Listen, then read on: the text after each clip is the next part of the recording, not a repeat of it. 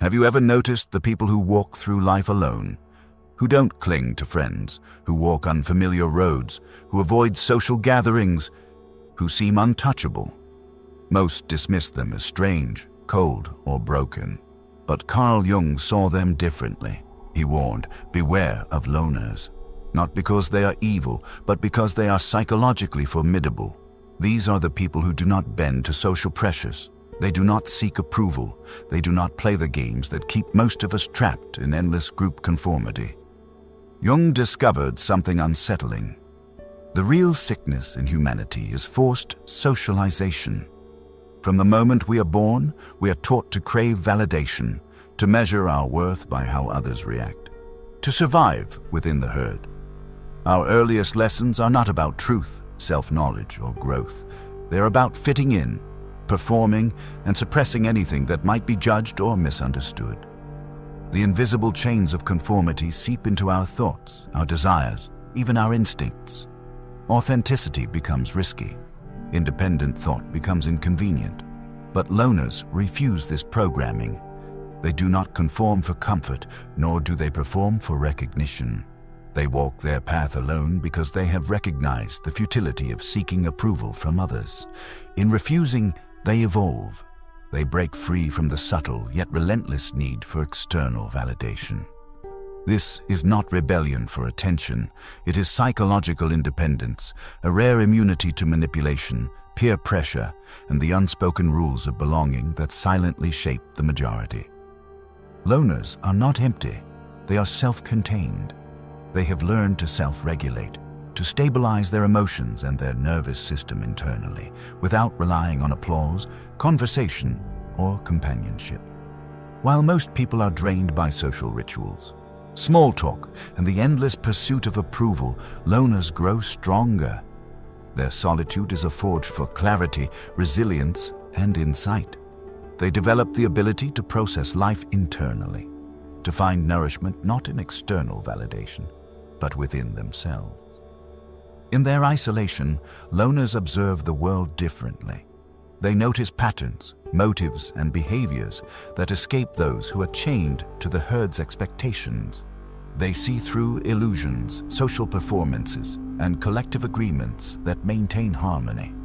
They understand the mechanisms of control, the subtle ways groups influence thought, emotion, and action, but they remain untouched by them. Their independence is not rebellion. It is a conscious detachment, a mastery over the social pressures that consume most people. Through this solitude, loners discover a truth that few ever see. Freedom does not come from wealth, status, or social connection. It comes from refusing to be dependent on the approval of others, from walking alone, and from cultivating an inner world strong enough to sustain them. Loners are not broken or deficient. They are advanced. They are proof that clarity, strength, and authenticity are not inherited from others, but grown in solitude and self-sovereignty. To encounter a true loner is to witness a mind and spirit that cannot be swayed by social games or social fear. They have refused the sickness that infects humanity, and, in doing so, they have stepped onto a plane few dare to walk. The plane of psychological independence, where freedom is not borrowed, it is claimed. Once you understand the psychological independence of a loner, the next truth becomes clear. They are watchers of the world, observers unlike anyone else. While most people are absorbed in performance, smiling, agreeing, following the herd, a loner stands apart. They see without being seen, they notice without being noticed. Small talk, jokes, group rituals, appearances of harmony. They are distractions, noise that cannot penetrate their attention. Every conversation, every gesture, every hidden motive becomes data. Carl Jung described loners as dangerous observers, not because they seek to harm, but because their perception is unflinching. They do not filter reality through politeness or social convenience. They see the cracks beneath the veneer of human behavior, the contradictions others ignore, the hidden fears that guide actions. Where the group prioritizes comfort, consensus, and social illusion, the loner prioritizes truth, understanding, and clarity. This observational skill is not born from cynicism, it is born from solitude and self-sufficiency. A loner has no need to conform, no desire to appease, no compulsion to perform. Because of this, they see patterns others cannot. They notice the unspoken hierarchies, the invisible agreements, the subtle manipulations that control human behavior, and once they see, they cannot unsee. The world becomes transparent.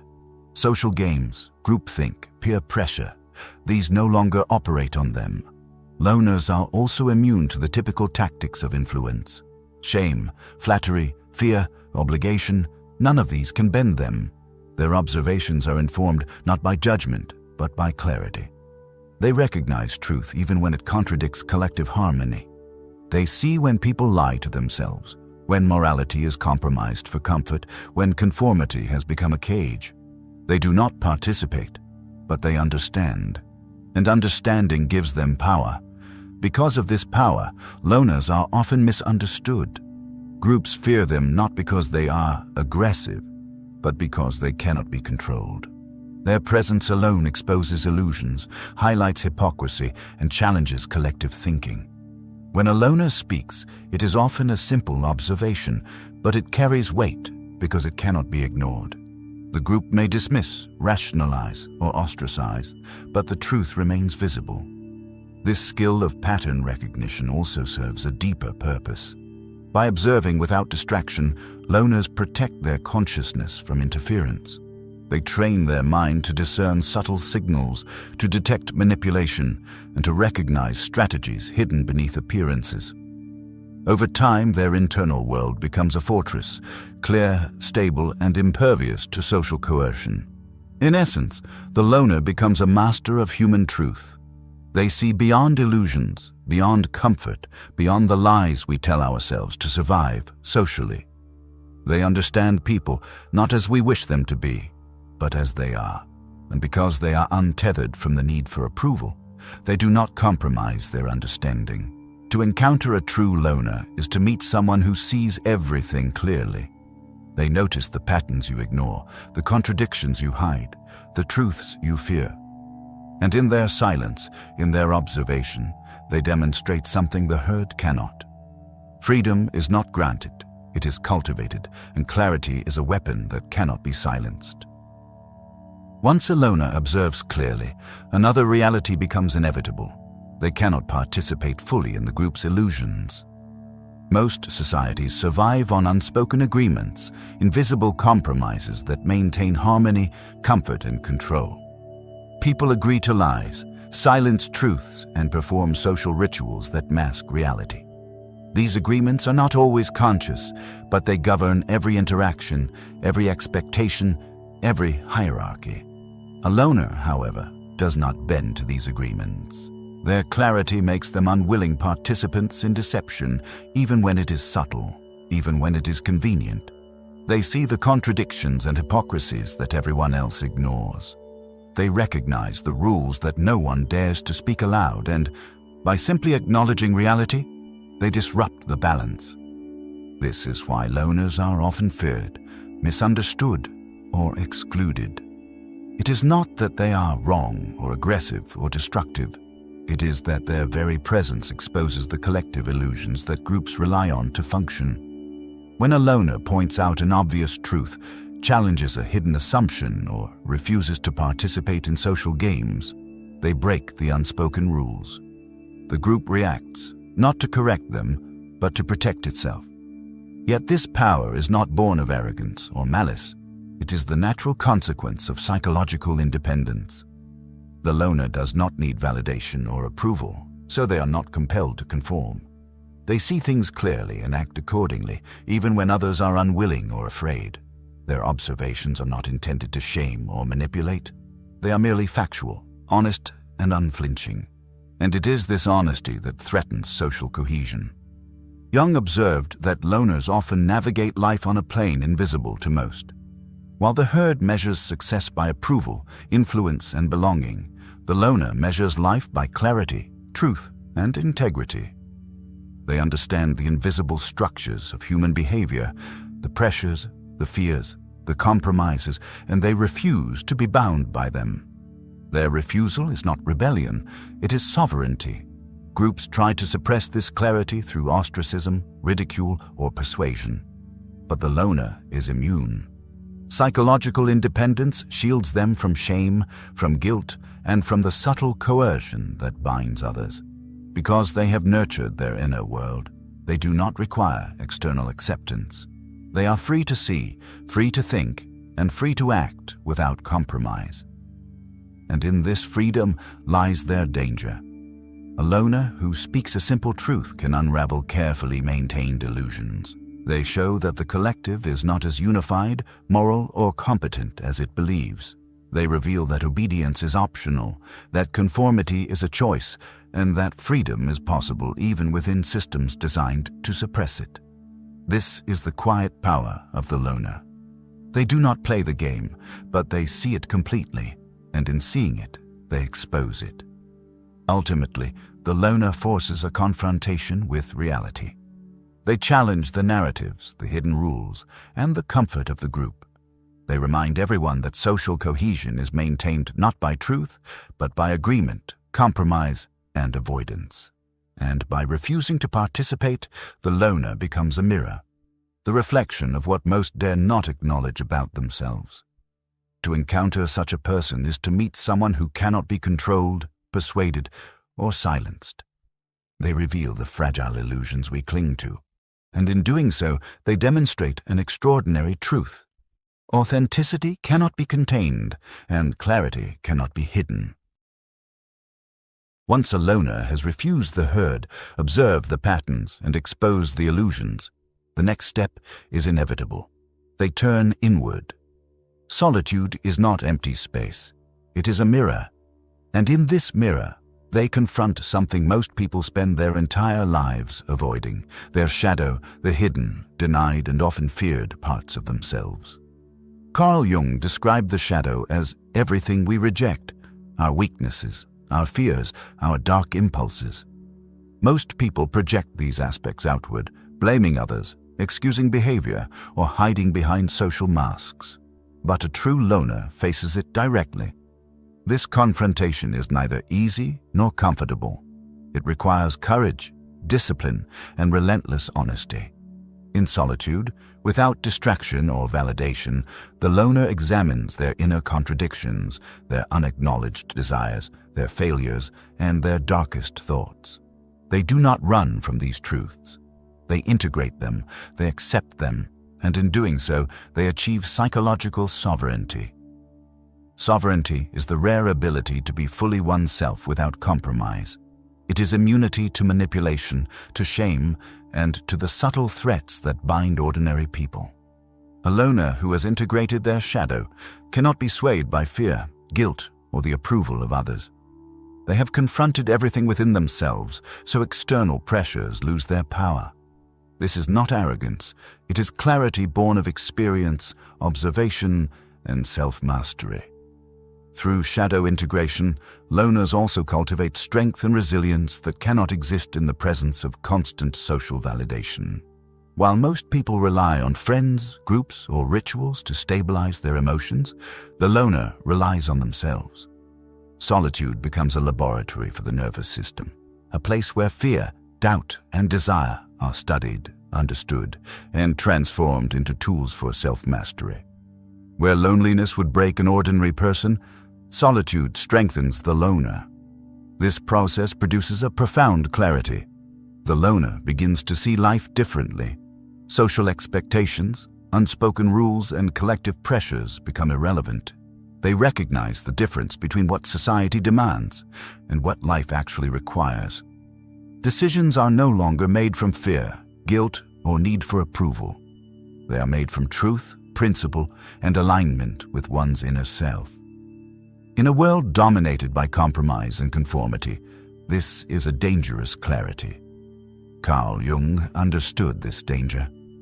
Loners, by achieving psychological sovereignty, possess a freedom that most people cannot comprehend. They are no longer bound by social manipulation, peer pressure, or the collective unconscious. Their choices, their actions, and their thoughts flow from internal authority, not external expectation. They are free in the deepest sense, not free to do as they please, but free from the invisible chains that control most human behavior. This inner freedom also radiates outward. A loner does not need to dominate, persuade, or impress. Yet their presence challenges those around them. They remind others, often unintentionally, that obedience, conformity, and dependence are choices, not necessities. Their freedom becomes a mirror and a threat, a quiet demonstration of what is possible when one cultivates the mind, the shadow, and the soul independently of the herd. Shadow integration is more than self-acceptance. It is a revolution of the self. The loner becomes psychologically whole, unshakable, and free. They have mastered what most people avoid, resisted what most people embrace blindly, and in doing so, they demonstrate the ultimate truth. Freedom is cultivated within, sovereignty is claimed alone, and clarity is a weapon that cannot be silenced. After observing the world, refusing conformity, and integrating the shadow, the loner arrives at a place few ever reach. True freedom. This freedom is not a superficial liberty to act or speak. It is an inner sovereignty that cannot be touched by social pressures, peer expectations, or the subtle manipulations that shape ordinary lives. It is the freedom to think, feel, and act from truth alone, unshaken by the approval or disapproval of others. Carl Jung saw loners as evolution in motion. They are not broken, defective, or incomplete. They are advanced. While most people exist in the collective unconscious, unconsciously repeating patterns, chasing validation, and surrendering their will to the group, the loner operates from consciousness freed from these influences. They innovate, observe, and act in ways that are impossible for those bound to herd mentality. Their mind is clear, their judgment unclouded, their purpose self-determined. This clarity often manifests as what Jung described as a snap of absolute understanding. The loner sees life as it is, stripped of illusion, compromise, and unnecessary conflict. Decisions no longer rely on fear, guilt, or expectation. They act decisively, guided by principle and insight rather than social approval. Their actions can disrupt the comfortable illusions of others, not because they seek to dominate, but simply because they live according to truth rather than agreement. Solitude has shaped this evolution. By confronting the shadow, observing the world without distraction, and refusing validation, the loner has built a consciousness impervious to interference.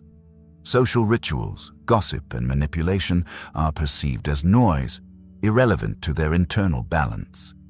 Their nervous system, trained through solitude, maintains equilibrium even under pressure. This makes them not only independent, but psychologically formidable. And yet, the power of the loner is not destructive. It is liberating. Their freedom is contagious. Without intending to, the loner demonstrates a reality most people cannot imagine. That life outside the herd is possible. That one can survive, and even thrive, without constant approval, companionship, or social reinforcement. Their presence challenges the assumptions that bind others, inspiring reflection, self-examination, and sometimes transformation. The loner's legacy is not measured in wealth, fame, or influence. It is measured in authenticity, clarity, and sovereignty. They prove that human consciousness is not confined to collective expectation, that the mind can evolve beyond manipulation, and that truth is not dependent on agreement. Their lives are laboratories of freedom, showing that independence, self-mastery, and insight are attainable to those willing to walk alone. Carl Jung's warning was clear. Loners are dangerous not because they are violent, cunning, or malicious, but because they are free. Their freedom, clarity, and sovereignty cannot be contained. They act on principle rather than persuasion, see truth without filter, and live without compromise. To encounter a true loner is to witness the possibility of human evolution, a consciousness liberated from herd mentality, a mind unbound, a life fully owned. In the end, the loner embodies what most never dare to pursue: authentic freedom, psychological mastery, and the courage to stand alone. They remind us that while most seek comfort in belonging, the ultimate power lies in self-possession, clarity, and the quiet, unshakable strength of the mind that refuses to be chained.